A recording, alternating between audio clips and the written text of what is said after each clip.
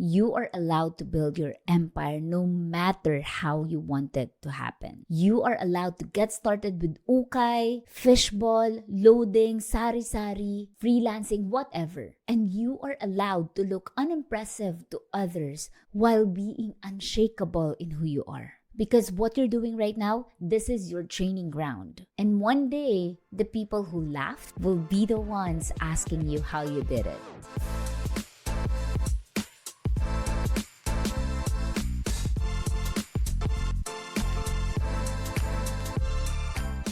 Welcome back to the Self-Made Pod, the go-to podcast for freelancers, entrepreneurs, and anyone who's ready to stop dreaming and start doing. I'm your host, Coach Darla, and today we are going to talk about one of the deepest reasons why many of us stay small. And that is, we fear about what other people will say. Now, I know a lot of people say, don't think about what others think. But how do you exactly do that?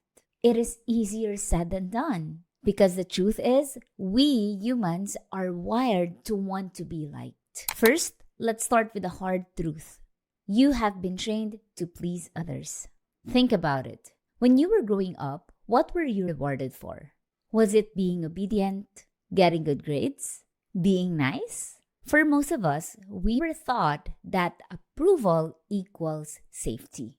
That when people liked us, praised us, clapped for us, that meant we were okay. And so we carried that into adulthood. We post something online and we constantly check it for the number of likes. We hesitate to launch a business or start freelancing because we are afraid of what our high school classmates would say. We hold back on sharing our wins because we don't want to seem mayabang. Now, let me share with you a story I haven't shared in full detail before. Before funnels, before courses, before this podcast, I had an online business which I was too ashamed to talk about. It was a thrifting business. I would go live on Facebook every other day from 6 p.m. to almost 3 a.m. just selling second-hand clothes online. On paper, I was the girl with so much potential. Magna cum laude, University of the Philippines graduate with leadership awards, medals, and glowing resume. People expected me to work in big shiny office, to wear heels, lead meetings, and manage departments, to be someone respectable in the corporate world. But there I was. Not in a high-rise building, not with a fancy job title, just in my bedroom under harsh ring light, holding up pre-loved clothes in front of a camera, trying to convince strangers online to bid 70 pesos, 150 pesos, 300 pesos for second-hand clothes. And you know what? I couldn't even bring myself to post about it on my main profile because I was terrified. Terrified that maybe someone from college would see it and laugh.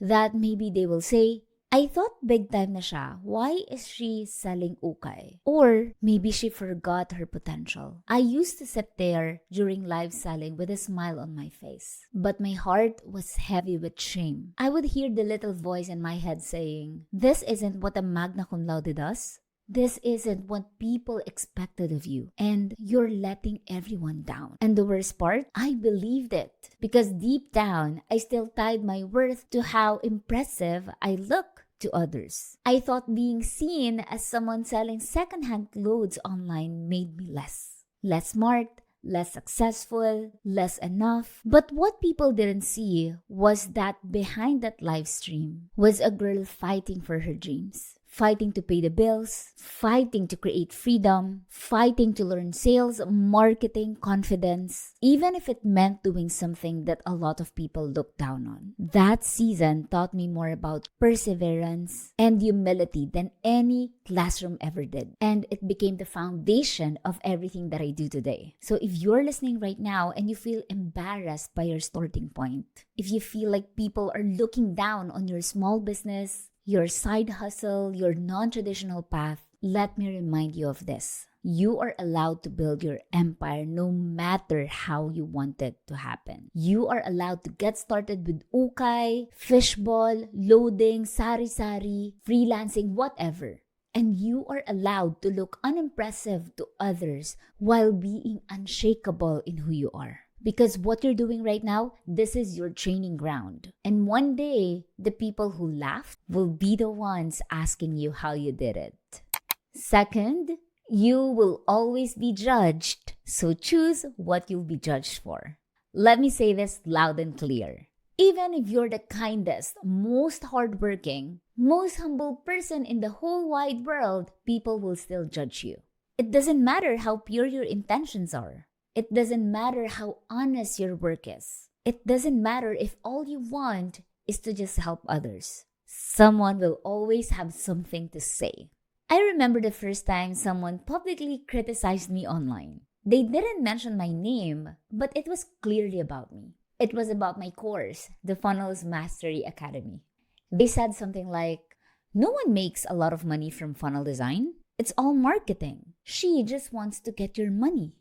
At first, I was devastated. I cried. I felt attacked. I doubted myself.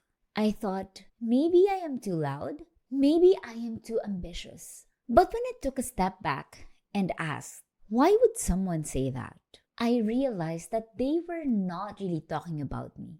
They were talking about their own discomfort.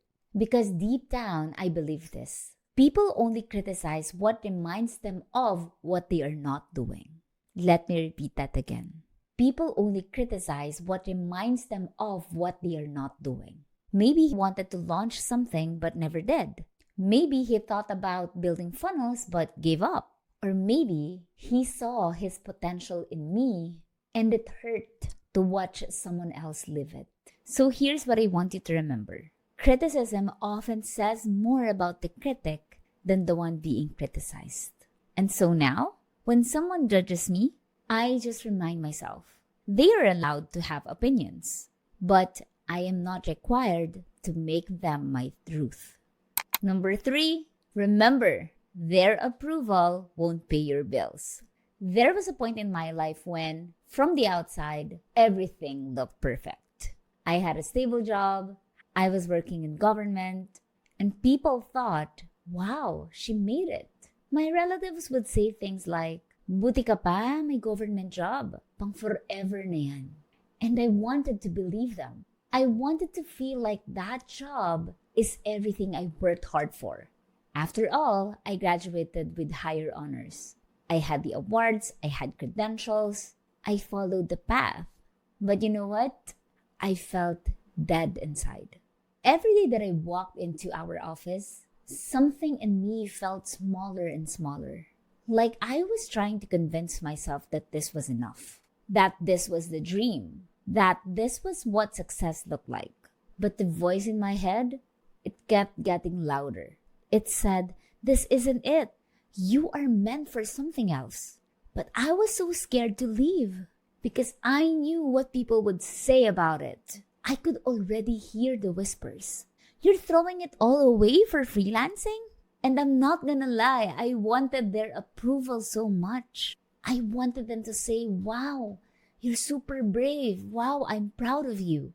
But you know what I realized? Their approval won't pay my bills. Their praise wasn't going to fund the life that I wanted. Their opinions weren't going to build the business that I am dreaming about. So I asked myself, am I going to stay in a life that makes them comfortable or create a life that makes me proud? So I left. And let me tell you, it was not glamorous at all.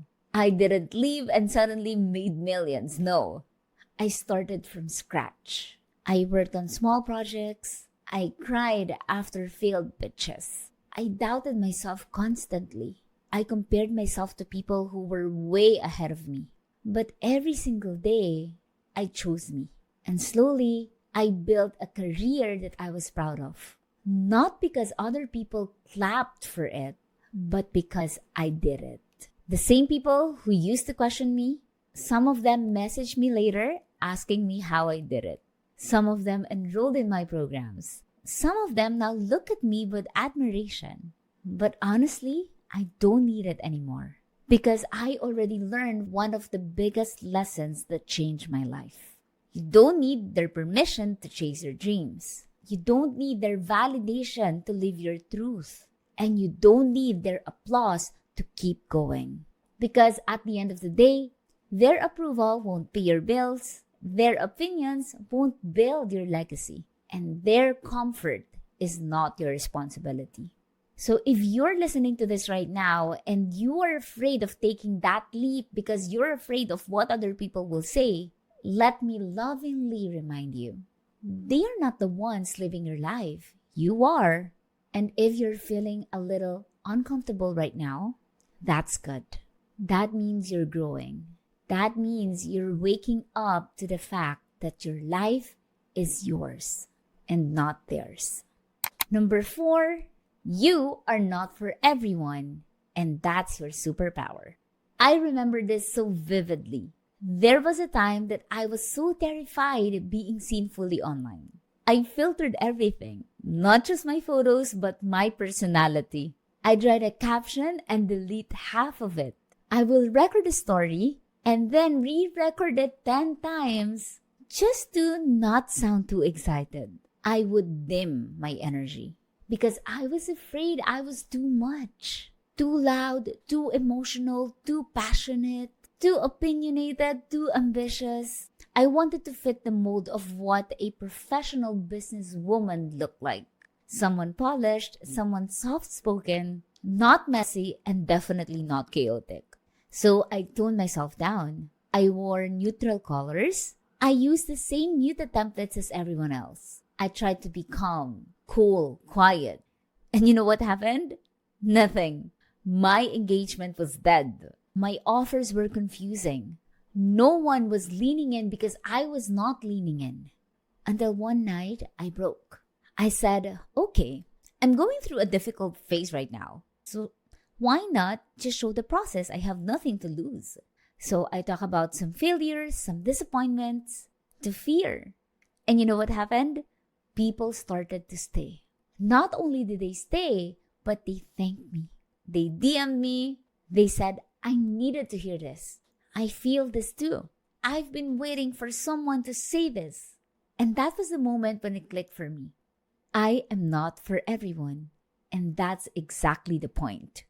The people who left, they were never my people to begin with. But the people who stayed, those are the ones who needed me. Not a watered down version of me. Not Coach Darla Demure edition. But the real me. So from that day on, I decided I would never shrink just to make other people comfortable. I would rather be too much for some than forgettable to everyone. So now I go all in. I wear hot pink and bright orange. I say what I want to say. I call myself the freelancing babe of the Philippines and the #1 funnel coach because that's who I am. I cry during live and in-person events if I need to. I scream with joy when my students hit 100K. And I am not sorry for being too emotional, too ambitious, or too alive. Because here's the truth. The more that you water yourself down to please everyone, the less magnetic you become. You will never attract the right people by being someone that you're not. You don't need the whole internet to love you. You just need the ones who need you in your full power. And when you stop pretending, that's when they show up. And last but not the least, number 5, change your identity from being an approval seeker to a self-validating leader. This is the real secret. If you want to stop caring about what others think, you need to stop sourcing your identity outside of yourself.